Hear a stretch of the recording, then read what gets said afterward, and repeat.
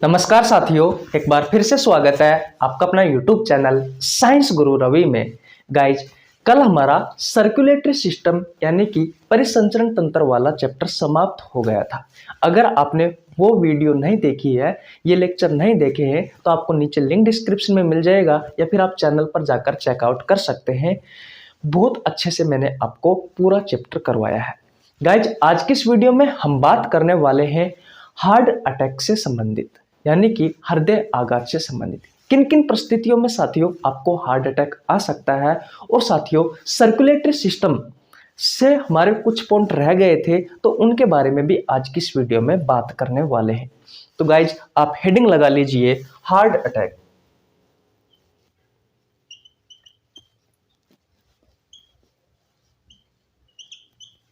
Heart attack यानी कि हृदय आघात।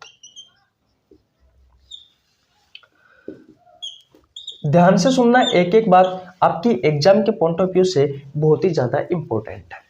गाइज, सबसे पहले अगर हृदय से संबंधित आपको कोई प्रॉब्लम है तो आप डॉक्टर के पास जाओगे। डॉक्टर साथियों दो टेस्ट करता है जो अक्सर आपसे एग्जाम में पूछा जाता है। एक है साथियों ECG, ये टेस्ट है साथियों दोनों ही।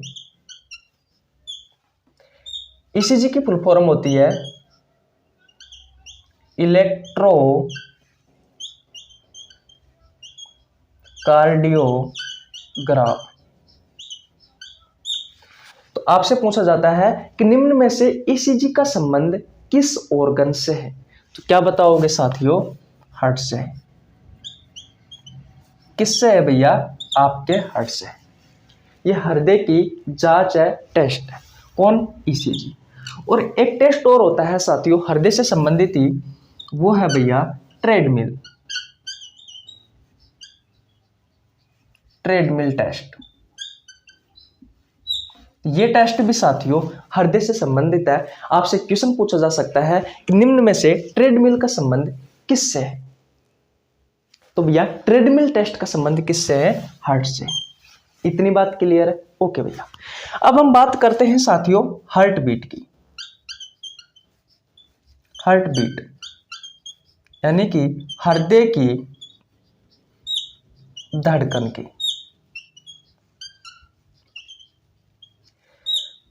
अक्सर आपसे पूछा जाता है कि एक मिनट में हमारा हृदय कितनी बार धड़कता है। अगर एक वयस्क व्यक्ति की बात की जाए तो साथियों जो वयस्क व्यक्ति होता है उसमें भैया 72 बार एक मिनट में धड़कता है हृदय। इतनी बात क्लियर है? अगर साथियों भ्रूण की बात की जाए, एम्ब्रियो की बात की जाए, माँ के पेट में जब बच्चा होता है उसकी बात की जाए साथियों, तो एक मिनट में लगभग साथियों 200 बार धड़कता है उसका हृदय। बात क्लियर है? अगर साथियों बच्चे की बात की जाए, ऐसा बच्चा जिसकी उम्र साथियों 1 से 1.5 साल या फिर 2 साल तक आप कह सकते हो, अगर उस बच्चे की बात की जाए तो उसके हृदय की धड़कन साथियों कितनी होती है? 150 पर मिनट होती है। यानी कि एक मिनट में साथियों 150 बार उसका हृदय धड़कता है। बोलो, इतनी बात क्लियर है? और आपसे एग्जाम में क्या क्या पूछा जाता है साथियों? अगर कोई व्यक्ति जिम कर रहा है या फिर रनिंग कर रहा है तो उसके हृदय की धड़कन साथियों कितनी होती है?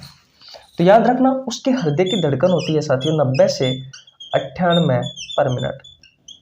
यानी कि एक मिनट में साथियों 90 से लेकर के 98 बार धड़कता है साथियों उसका हृदय, अगर कोई व्यक्ति जिम कर रहा है या फिर रनिंग कर रहा है तो। बोलो, इतनी बात क्लियर है? अगर साथियों आपसे पूछा जाए एथलीट के बारे में, एथलीट जो होते हैं, एथलीट जो खिलाड़ी होते हैं, कहने का मतलब कोई लंबे समय तक किसी एक खेल की तैयारी कर रहा है साथियों, तो उसके हृदय की धड़कन कितनी होनी चाहिए? तो याद रखना साथियों, इसकी हृदय की धड़कन थोड़ी कम होती है, 60 से 68 पर मिनट होती है। यानी कि एक मिनट में 60 से 68 होती है। क्यों होती है साथियों? क्योंकि उनको ऊर्जा बचाने की आवश्यकता होती है। ऐसा क्यों होता है उसके बारे में भी चर्चा करेंगे फिर कभी। फिलहाल आपको इतना ही ध्यान रखना, आपसे पूछा जाता है कि एक वयस्क की एक जो वयस्क व्यक्ति होता है उसकी हृदय की धड़कन प्रति मिनट कितनी होती है? तो 72 होती है। भ्रूण की 200 होती है। बच्चे की 150 होती है। जिम कर रहा है या कोई रनिंग कर रहा है उसकी साथियों 90 से 98 प्रति मिनट होती है। और अगर एथलीट की बात करें तो 60 से 68 होती है। 2 टेस्ट आपको याद रखने हैं, एक ईसीजी इलेक्ट्रोकार्डियोग्राफ और एक होता है साथियों ट्रेडमिल टेस्ट। बोलो, अगर ये बात आपको समझ में आ गई है साथियों तो स्क्रीनशॉट ले लीजिए। मैं हट जाता हूं और साथियों अब बात करते हैं कि किन किन परिस्थितियों में आपको हार्ट अटैक आ सकता है। गाइज, मेरा नाम रवि है। मैं सभी प्रतियोगी परीक्षाओं के लिए मैं आपको क्या पढ़ाता हूं? बायोलॉजी पढ़ाता हूं। मेरे साथ जुड़ने के लिए साथियों आपको 1 रुपये देने की आवश्यकता नहीं है।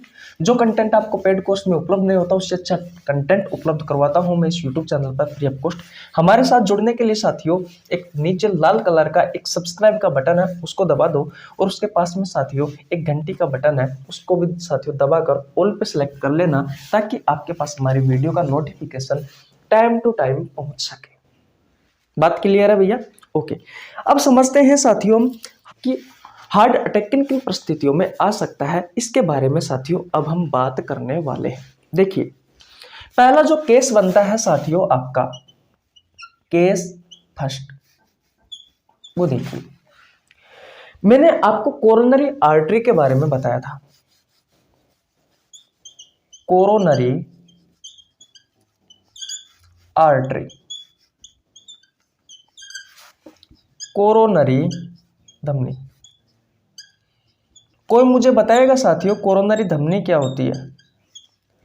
मैंने आपको बहुत अच्छे से पढ़ाया था कि भैया कोरोनरी धमनी क्या होती है। देखिए, हमारे हृदय तक ब्लड को ले जाने वाली जो धमनी है साथियों वो होती है भैया कोरोनरी धमनी। आप सभी को पता है साथियों जो ब्लड होता है, इस ब्लड के साथ में कौन कौन जाता है? तो बहुत सारी चीजें घुल करके जाती है, जिनमें से एक है साथियों ऑक्सीजन। ये ऑक्सीजन क्या करता है साथियों? ब्लड की सहायता से हमारे ऑर्गन्स के पास जाता है। किसके पास? हमारे शरीर के ऑर्गन्स के पास जाता है। और ऑर्गन्स यानी कि हमारा शरीर किससे मिलकर के बना होता है? सेल से मिलकर के बना होता है। बहुत सारी सेल होती है, लाखों करोड़ों अरबों, तो जिसकी कोई गिनत नहीं है। तो आपके ऑर्गन्स भी किसके बने होते हैं साथियों? सेल के बने होते हैं, कोशिकाओं के बने होते हैं। सेल में क्या होती है साथियों? ग्लूकोज होती है। क्या होती है? ग्लूकोज होती है। और इस ग्लूकोज को तोड़ने के लिए साथियों किसकी आवश्यकता होती है? ऑक्सीजन की आवश्यकता होती है। और ये ऑक्सीजन किसकी सहायता से आती है साथियों? ब्लड की सहायता से आती है।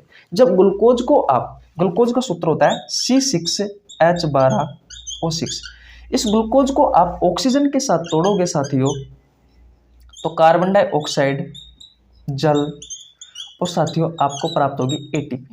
एटीपी की फुल फॉर्म होती है गाइज एडिनोसिन ट्राइफॉस्फेट। अक्सर आपसे एग्जाम में पूछा जाता है कि एटीपी की फुल फॉर्म क्या है? एटीपी की फुल फॉर्म होती है एडिनोसिन ट्राइफॉस्फेट। तो साथियों हमें जो ऊर्जा मिलती है भैया वो एटीपी के रूप में ही मिलती है। और किसी भी कार्य को करने के लिए किसकी आवश्यकता होती है साथियों? किसी भी कार्य को करने के लिए ऊर्जा की आवश्यकता होती है। अब मैंने इतनी बात क्यों बताई साथियों वो देखिए। जो कोरोनरी आर्टरी है साथियों यानी कि कोरोनरी धमनी है, इससे संबंधित साथियों एक बीमारी होती है, उस बीमारी का नाम है CAD। इस CAD की फुल फॉर्म क्या होती है साथियों? तो भैया कोरोनरी आर्टरी डिसीज, यानी कि कोरोनरी धमनी रोग। कोरोनरी आर्टरी क्या करती है साथियों? हमारे हृदय के पास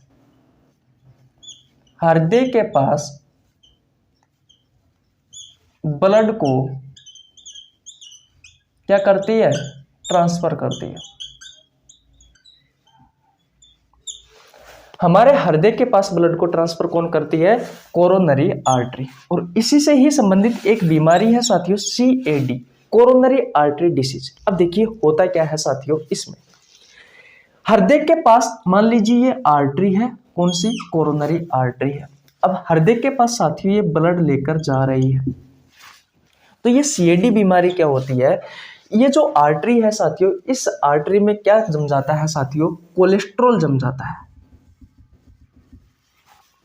या तो इस तरीके से दीवारों पे जम जाएगा कोलेस्ट्रॉल, ऐसे दीवारों पे जम जाएगा कोलेस्ट्रॉल, कुछ इस तरीके से, जिससे क्या होगा, इतना मात्रा में कोलेस्ट्रॉल जम जाएगा साथियों कि आपके जो ब्लड का प्रभाव है साथियों, आपके ब्लड का जो प्रवाह जो बह रहा है आपका ब्लड, वो ब्लड बहता हुआ रुक जाएगा। मेरा कहने का मतलब ये है, कहने का मतलब ये है कि आपकी जो ये आर्टरी है साथियों, कोरोनरी आर्टरी, ये क्या हो जाएगी साथियों, ब्लॉक हो जाएगी।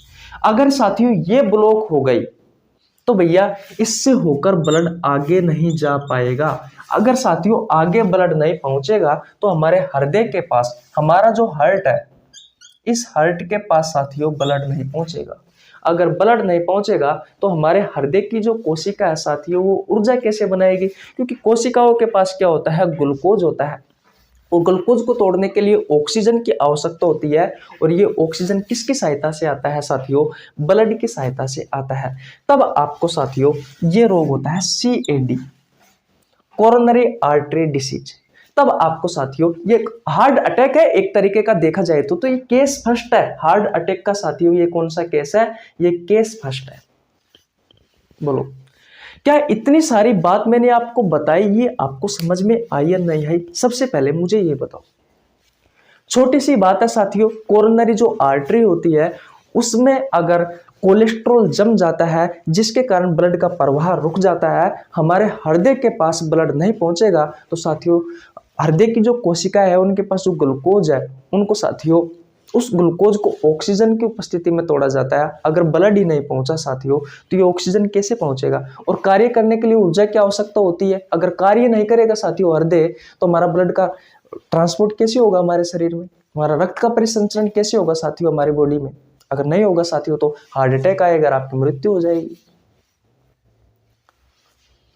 तो सबसे पहला जो केस है साथियों वो होता है सीएडी, कोरोनरी आर्टरी डिसीज। बोलो समझ में आया?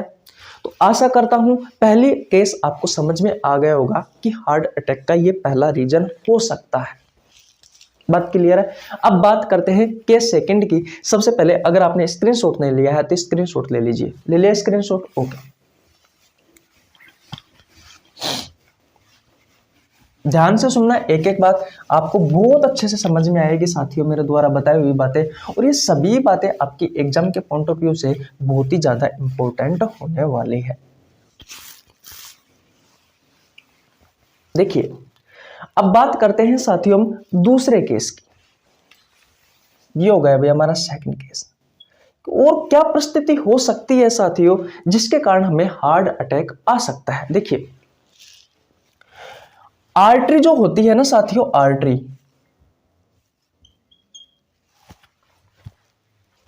एक मिनट रुकना भैया,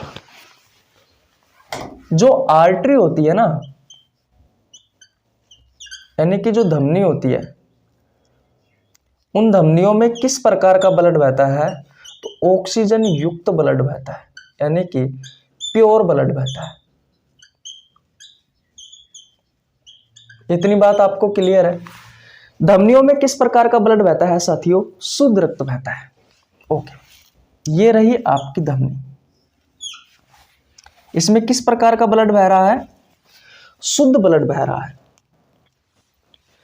अगर साथियों इस धमनियों में, ये जो धमनी है, बहुत सारी धमनी है जो जिसमें शुद्ध रक्त बहता है। कोई तो हमारे अंगों के पास ब्लड लेकर के जा रही है, कोई हमारे हृदय के पास ब्लड लेकर जा रही है, ऐसे बहुत सारी धमनी होती है। अगर साथियों इन धमनियों में अगर रक्त का थक्का जम गया, ब्लड क्लोटिंग हो गई, ब्लड क्लोटिंग हो गई, रक्त का थक्का जम गया, अगर भैया रक्त का थक्का ही जम गया तो ब्लड आगे कैसे जाएगा? अगर हमारी धमनियों में रक्त का थक्का जम गया साथियों तो ब्लड आगे कैसे पहुंचेगा? अगर साथियों हमारे अंगों के पास ब्लड नहीं पहुंचेगा, अगर धमनियों में ही साथियों रक्त का थक्का जम गया, तो हमारे अंगों के पास साथियों ये जो प्योर ब्लड है, ये ऑक्सीजन युक्त ब्लड है साथियों, ये कैसे कैसे पहुंचेगा? अगर ये नहीं पहुंचेगा साथियों, तो वापस हमारे हृदय से अशुद्ध रक्त कैसे आएगा? क्योंकि अशुद्ध रक्त भी तो आता है, तो हमारे हृदय के पास अशुद्ध रक्त नहीं पहुंचेगा। कैसे आप पहुंचता है साथियों? कैसे अशुद्ध रक्त शुद्ध रक्त, ये शुद्ध रक्त जो है साथियों अशुद्ध रक्त में कैसे कन्वर्ट होता है? क्योंकि हमारे जो ऑर्गन्स होते हैं, इन ऑर्गन्स के पास क्या होती है? सेल होती है, और सेल के पास क्या होती है? ग्लूकोज होता है। ध्यान से सुनना मेरी बात। इस ग्लूकोज को ऑक्सीजन की उपस्थिति में तोड़ा जाता है। अभी मैंने आपको बताया क्या बनाता है? कार्बन डाइऑक्साइड, जल और साथियों एटीपी ऊर्जा।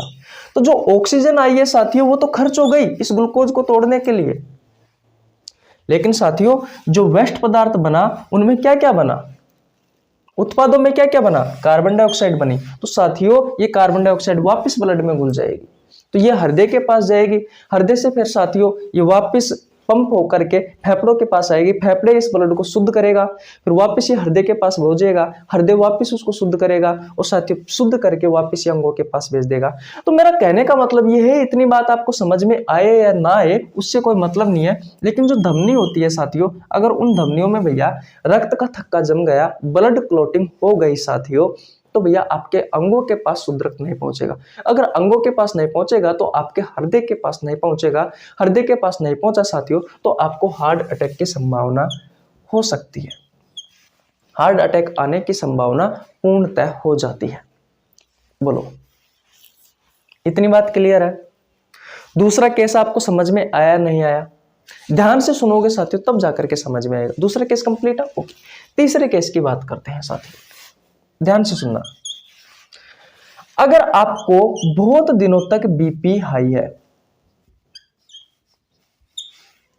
सबसे पहले मुझे ये बताओ कि ये बीपी क्या होती है? तो आप कहोगे कि रुधिर के बहाव के समय धमनी की दीवारों पर पड़ने वाला दाब ही साथियों क्या कहलाता है? रुधिर दाब कहलाता है, ब्लड प्रेशर कहलाता है। मान लीजिए ये धमनी है, इस धमनी में ब्लड बह रहा है, तो ब्लड के बहाव के समय इस धमनी की दीवारों पर पड़ने वाला जो दाब है साथियों, ये प्रेशर है। ये प्रेशर ही क्या कहलाता है साथियों?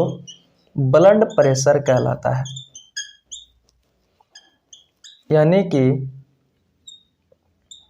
रुधिर दाब या रक्तचाप या रक्त दाब कहा जाता है। यही होता है साथियों बीपी, इसे शॉर्ट फॉर्म में ही कहा जाता है बीपी। अब बीपी हाई का मतलब क्या होता है? हाई का मतलब यह है साथियों कि अगर रुधिर के बहाव के समय ये जो धमनी है इसकी दीवारों पर लगातार प्रेशर रहता है बहुत दिनों तक, अगर बहुत दिनों तक प्रेशर रहता है तो साथियों उस कंडीशन को कहा जाता है हाइपरटेंशन। मैंने आपको पढ़ाया भी था, हाइपरटेंशन। उच्च रक्तचाप हिंदी में कहा जाता है उच्च रक्तचाप। तो अगर लगातार साथियों दबाव रहेगा इस धमनी की दीवारों पर तो साथियों ये क्या हो जाएगी साथियों? ये हो जाएगी भैया कमजोर। यानी कि ये हो जाएगी साथियों कमजोर। अगर कमजोर हो गई साथियों तो इनके डैमेज होने की संभावना रहती है, इनके डैमेज होने की संभावना रहती है। और साथियों अगर डैमेज हो गई कोई भी नली जिससे होकर ब्लड गुजर रहा है साथियों, तो फिर आपको हार्ट अटैक की संभावना हो जाती है। तो फिर आपको हार्ट अटैक की संभावना हो जाती है। तो ये साथियों आपका केस थर्ड है।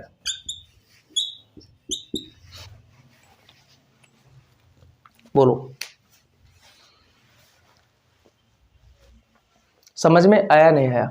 स्क्रीनशॉट ले लीजिए, एक बार और रिवीजन करवा देता हूं।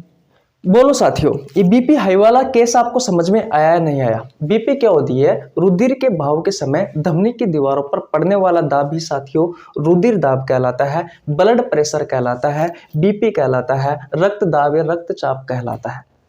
अगर साथियों रुधिर के बहाव के कारण धमनी की दीवारों पर लगातार साथियों प्रेशर बहुत दिनों तक बना हुआ है तो वो कंडीशन होती है BP high, blood pressure high. यानी कि हाइपरटेंशन कहा जाता है उस कंडीशन को, हिंदी में कहा जाता है उच्च रक्तचाप। तो साथियों अगर बहुत दिनों तक प्रेशर क्रिएट हो रहा है साथियों ध्वनि की दीवारों पर, तो होता क्या है उस प्रेशर के कारण वो दीवारें कमजोर हो जाती है, जिससे साथियों जो क्षतिग्रस्त होने की संभावना रहती है, वो डैमेज होने की संभावना रहती है। तो हार्ट अटैक का एक ये भी रीजन हो सकता है, क्योंकि अगर वो क्षतिग्रस्त हो गया साथियों तो उससे ब्लड बाहर निकलने लग जाएगा और साथियों आपको हार्ट अटैक आने की संभावना रहती है, क्योंकि ब्लड सर्कुलेशन आपके बॉडी में अच्छे से नहीं हो पाएगा। अगर मैं साथियों एक शब्द में कहूं कि हार्ट अटैक क्या है, तो जब आपकी ब्लड सर्कुलेशन में कोई प्रॉब्लम हो तो समझ लेना आपको हार्ट अटैक की संभावना पूर्णतः है। तो तीसरा केस समझ में आया? ओके, स्क्रीनशॉट ले लीजिए भैया, आशा करता हूं स्क्रीनशॉट ले लिया होगा। अब चौथा केस देखिए, चौथा केस आता है एंजाइना पेक्टोरिस। कोई मुझे बताएगा क्या होता है ये एंजाइना?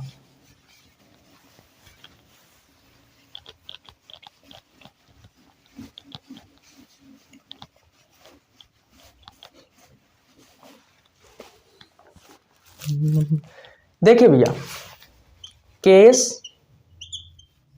चौथा, एंजाइना पेक्टोरिस, स्पेलिंग सही है? हाँ, कोई मुझे बताएगा कि एंजाइना पेक्टोरिस क्या होता है? देखिए, बहुत सारे लोग ऐसे कहते हैं कि अगर आपको लगातार सीने में दर्द है तो साथियों आपको हार्ट अटैक आने की संभावना है। सुना होगा आपने। अब ये क्या होता है साथियों? सीने में दर्द होता है क्या? आपके हृदय की जो मांसपेशियां है, क्योंकि आपका हृदय साथियों एक मस्कुलर ऑर्गन है, पूरा ही मांसपेशियों का बना हुआ है। तो आपके हृदय की जो मांसपेशी है, हृदय की जो मांसपेशी है साथियों, अगर इन मांसपेशियों में लगातार बहुत दिनों तक दर्द है, अगर आपकी इन मांसपेशियों में बहुत दिनों तक लगातार दर्द है साथियों, तो उससे क्या होता है, ये जो मांसपेशियां है साथियों, ये मांसपेशियां कमजोर हो जाती है। और कमजोर हो गई साथियों तो वो अपना कार्य जो है साथियों, वो भैया अच्छे से नहीं कर पाती। अगर वो मांसपेशियां कार्य अच्छे से नहीं करेगी साथियों, तो फिर आप सभी को पता है कि आपको फिर क्या हो जाएगा? Angina pectoris. पेक्टोरिस का संबंध साथियों हार्ट से है और एंजाइना का संबंध है साथियों लगातार दर्द से। लगातार दर्द से अगर हृदय की मांसपेशियों में साथियों लगातार दर्द है तो उसको कहा जाता है एंजाइना पेक्टोरिस। आपसे क्वेश्चन पूछा जा सकता है कि निम्न में से एंजाइना पेक्टोरिस का संबंध किससे है? तो भैया हृदय की मांसपेशियों में अगर लगातार तेज दर्द है साथियों, तो उससे क्या होता है, आपकी हृदय की मांसपेशियां कमजोर हो जाती है, तो वह कार्य अच्छे से नहीं करेगी। तो साथियों एक केस ये भी बनता है कि इस कंडीशन में भी आपको हार्ट अटैक आ जाए। बोलो,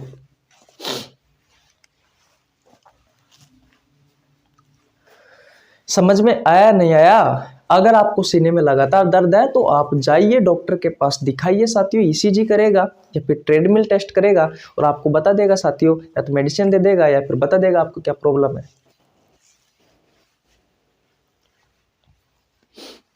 तो अगर लगातार आपको सीने में दर्द रहता है बहुत दिनों तक, तो डॉक्टर को दिखाइए।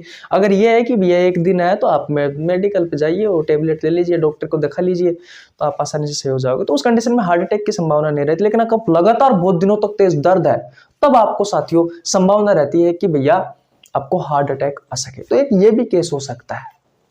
होता क्या है कि लगातार मांसपेशियों में दर्द रहता है तो साथियों क्या होता है, आपकी मांसपेशियां कमजोर हो जाती है, तो फिर वो अच्छे से कार्य नहीं कर पाती। अगर हृदय की मांसपेशियां अच्छे से कार्य नहीं करेगी तो आपकी बॉडी में ब्लड का सर्कुलेशन अच्छे से नहीं होगा। अगर ब्लड के सर्कुलेशन में कोई प्रॉब्लम है साथियों, तो फिर आप सभी को पता है कि क्या हो सकता है।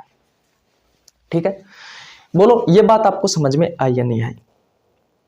ओके, अब साथियों केस नंबर 5 देखना। केस नंबर 5 का नाम है साथियों कार्डियक अरेस्ट।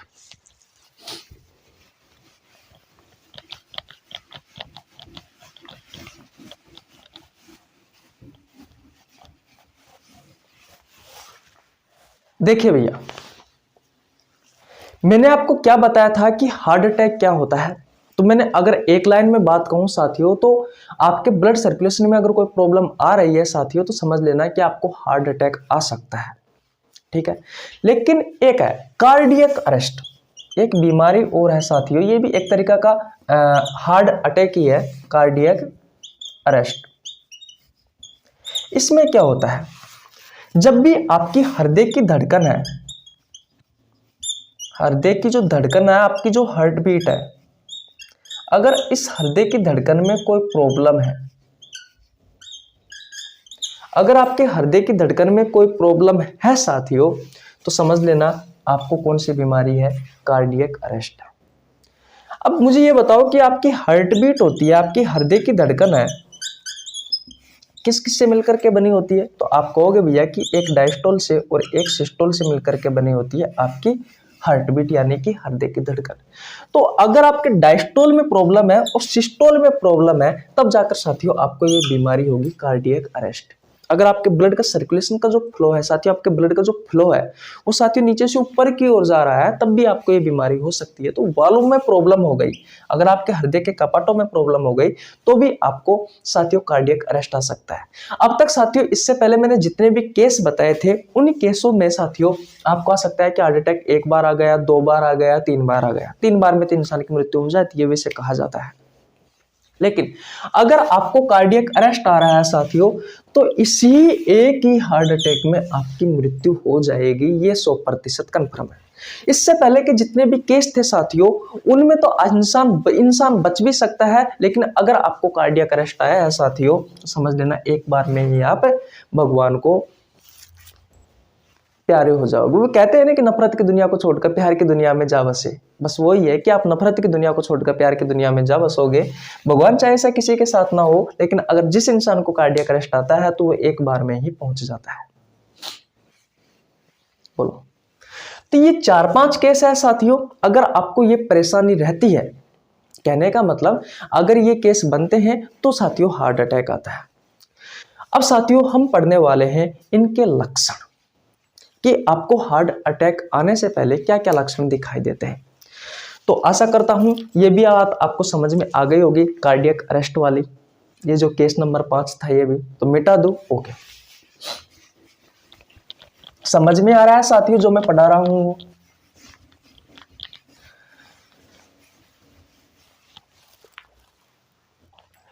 देखिए भैया, अब बात करते हैं आपको हार्ट अटैक के लक्षण के बारे में। तो सबसे पहले बात करते हैं पुरुष की।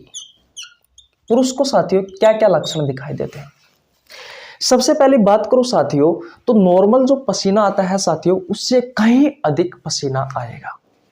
जो नॉर्मल पसीना आता है साथियों, उससे कहीं अधिक पसीना आएगा। तो मैं लिख सकता हूं पहला पॉइंट, पसीना अधिक आना।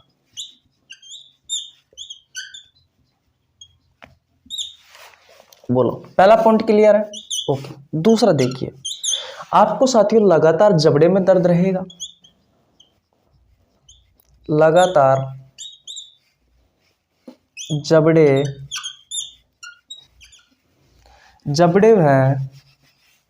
में, गर्दन में, भुजाओं में और साथियों सीने में दर्द। आपकी जो गर्दन है साथियों, आपके जो जबड़े हैं, आपकी जो भुजाएं हैं और आपका जो सीना है साथियों, इनमें भैया लगातार दर्द बना हुआ रहता है। पहला पॉइंट क्या था? पसीना अधिक आना। तीसरा पॉइंट क्या है साथियों? आपको श्वास लेने में थोड़ी परेशानी आएगी, श्वास लेने में परेशानी आती है। तीसरा पॉइंट क्या है साथियों? आपका पाचन तंत्र है, इस पाचन तंत्र में थोड़ी प्रॉब्लम होगी और साथियों आपके छाती में भी दर्द रहता है, छाती में दर्द रहता है। तो ये सभी लक्षण साथियों हार्ट अटैक के हैं पुरुष में। अगर इस प्रकार के सिम्टम्स आपको दिखाई देते हैं तो तुरंत आप डॉक्टर के पास जाइए और अपना इलाज करवाइए। अब महिला की बात कर लेते हैं। तो साथियों नंबर 1 पॉइंट है शरीर सुस्त रहता है। दूसरा है साथियों, थकान महसूस रहती है, थकान महसूस होती है या फिर थकान रहती है शरीर में।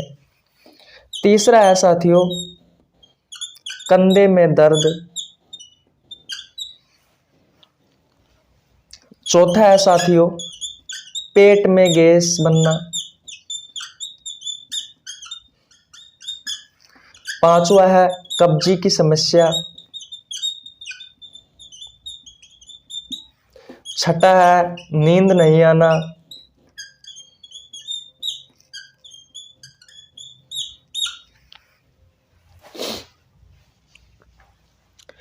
इस प्रकार के साथियों लक्षण आपको दिखाई देते हैं।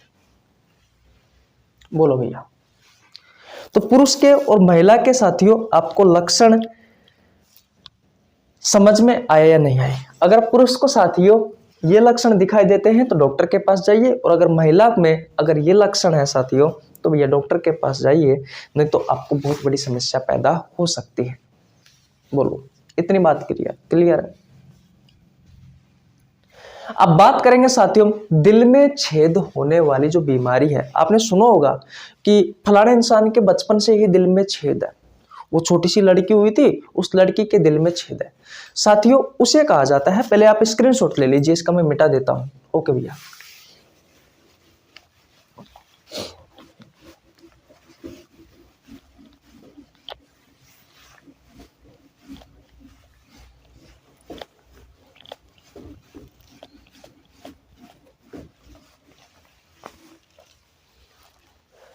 देखिए भैया, एक बीमारी होती है, उसका नाम है फोसा ओवैलिस। फोसा ओवैलिस साथियों, आप आम भाषा में कह सकते हो इस बीमारी को दिल में छेद। देखिए कब होता है, सबसे पहले बात ये आती है, फिर क्या प्रॉब्लम आती है तो उसके बारे में बात करेंगे। देखिए गाइज, जब बच्चा मां के पेट में होता है, भ्रूण में होता है, तो उस समय क्या होता है साथियों, उसके शरीर के ऑर्गन्स का डेवलपमेंट होता रहता है, विकास होता रहता है। तो उस समय क्या होता है साथियों, आपका जो हार्ट है, कुछ हार्ट का आकार बंद मुट्ठी के समान होता है। आपके हृदय को 4 चैम्बरों में विभाजित करने वाली एक मांसपेशी होती है, इस मांसपेशी को कहा जाता है सेप्टम। इस सेप्टम में साथियों क्या होता है, छोटे छोटे से छिद्र होते हैं। तो जैसे जैसे विकास होता जाएगा, धीरे धीरे विकसित होता है साथियों बनना, तो छिद्र रह जाते हैं लास्ट में जाकर के, और जैसे जैसे विकास होता जाता है साथियों तो ये छिद्र गायब हो जाते हैं। लेकिन कहीं कहीं बच्चों में साथियों होता क्या है कि ये छिद्र ऐसे के ऐसे ही रह जाते हैं। साथियों ये जो छिद्र है साथियों, इनको ही कहा जाता है दिल में छेद, या फिर आप फोसा ओवैलिस भी कह सकते हो इस बीमारी को। अब इससे क्या नुकसान होता है साथियों, वो देखिए बात ये आती है कि ये है साथियों, आप सभी को पता है राइट ओरिकल, ये है राइट वेंट्रिकल, ये है साथियों लेफ्ट ओरिकल, और ये है लेफ्ट वेंट्रिकल। दाईं ओर साथियों आप सभी को पता है कार्बन डाइऑक्साइड युक्त रुधिर बहता है आपके हृदय के चैम्बरों में, और साथियों बाईं ओर बहता है ऑक्सीजन युक्त रुधिर। सबसे पहले साथियों सबसे बड़ा सिरा होता है, उसकी सहायता से अशुद्ध रक्त आता है हमारे राइट ओरिकल के पास। यहाँ पर ट्राइकस्पिड वाल लगा होता है, इसकी सहायता से राइट वेंट्रिकल के पास पहुंचता है। फिर यहाँ पर साथियों एक पल्मोनरी आर्टरी होती है, उसकी सहायता से ये जो ब्लड है, शुद्ध रक्त है, ये हमारे लंग्स फेफड़ों तक पहुंचता है। फिर वापस से साथियों ये अशुद्ध रक्त पल्मोनरी वेन की सहायता से साथियों कहाँ पहुंचता है, लेफ्ट ओरिकल के पास पहुंचता है। लेफ्ट ओरिकल से साथियों यहाँ पर एक वाल्व लगा होता है, बाइकस्पिड वाल्व की सहायता से इसमें पहुंचता है, और फिर यहाँ से साथियों आयोटा जुड़ी हुई होती है, आयोटिक वाल्व की सहायता से आयोटा या फिर ओटा, इससे साथियों हमारे शरीर के अंगों तक शुद्ध ब्लड बहता है। तो कुछ इस तरीके से साथियों आपकी बॉडी में सर्कुलेशन होता रहता है। तो अगर मान लीजिए यहाँ पर साथियों ये दिल में छेद है, तो छेद है साथियों, तो भैया कार्बन डाइऑक्साइड और ऑक्सीजन वाला रक्त साथियों आपस में क्या हो जाएगा, ये मिल जाएगा। यानी कि यहाँ पर साथियों ऐसा ब्लड होगा जिसमें कार्बन डाइऑक्साइड भी है साथियों और जिसमें ऑक्सीजन भी है, ये मिश्रित हो जाएगा। तो हमारे शरीर के अंगों के पास साथियों ऐसा ब्लड नहीं पहुंचेगा जिसकी उसको जरूरत है। शरीर के अंगों को कौन से ब्लड की जरूरत रहती है, जिसमें जिसमें ऑक्सीजन गैस की मात्रा अधिक हो। लेकिन भैया यहाँ पर तो ये आपस में मिक्स हो गया तो साथियों फिर क्या होगा, मिक्स हो गया तो फिर साथियों हमारे शरीर के अंगों के पास ये अशुद्ध रक्त पहुंचेगा। यानी ऐसा रक्त जिसमें ऑक्सीजन भी है और कार्बन डाइऑक्साइड है समान मात्रा में। लेकिन हमें किसकी आवश्यकता है, हमें ऑक्सीजन की आवश्यकता है। तो साथियों आपके शरीर के अंगों के पास ऑक्सीजन की कमी होगी तो साथियों आपके शरीर जो है साथियों नीला पड़ जाएगा और उस कंडीशन में आपकी मृत्यु भी हो सकती है। तो आप डॉक्टर के पास जाते हो, डॉक्टर क्या करता है, ऑपरेशन करता है साथियों, और ये जो छिद्र है साथियों छोटे छोटे से, इनको साथियों बंद कर देता है और यही बीमारी होती है फोसा ओवलिस, दिल में छेद। अब आशा करता हूं आपको ये बीमारी बहुत अच्छे से समझ में आ गई होगी। तो आज हम यहीं तक रखते हैं और साथियों हमारा ये चैप्टर समाप्त हो गया है। मैंने पूरी कोशिश की है साथियों, लगभग 10 से 11 मैं बताऊं साथियों, तो मैंने लगभग 15 से ऊपर क्लास ले ली इस चैप्टर की, क्योंकि मैंने चैप्टर को शुरुआत करने से पहले 5-7 क्लास तो तब ली थी। फिर इस चैप्टर की मैंने जो चीज आपसे एग्जाम में पूछी जाती है 10 क्लासों में कंफर्म किया था। और आज ये साथियों हृदय से संबंधित बीमारी हो गई और भी 2-4 टर्म थे साथियों, जैसे कि टेस्ट हो गया और आपकी हार्ट बीट कितनी होती है किस किस में, उन सभी के बारे में आज की इस वीडियो में हमने चर्चा की। तो बहुत अच्छे से आपको समझ में आ गया होगा ये चैप्टर। रिवीजन करो, नोट्स बनाओ और अच्छे से पढ़ो। आपके एग्जाम में जरूर क्वेश्चन मिलेगा, चाहे प्रीवियस ईयर के टेस्ट पेपर उठाकर देख लीजिए साथियों। जो मैंने पढ़ाया है उसी में से आपको बहुत कुछ सीखने को मिला होगा। तो कैसी लगी वीडियो, अगर वीडियो अच्छी लगी हो तो वीडियो को लाइक कर देना, चैनल पर नया है तो चैनल को सब्सक्राइब कर लेना, बेल आइकन को प्रेस कर लेना, जिससे आपके पास हमारी वीडियो का नोटिफिकेशन टाइम टू टाइम पहुंच सके। मिलते हैं नेक्स्ट वीडियो में, तब तक के लिए जय हिंद जय भारत।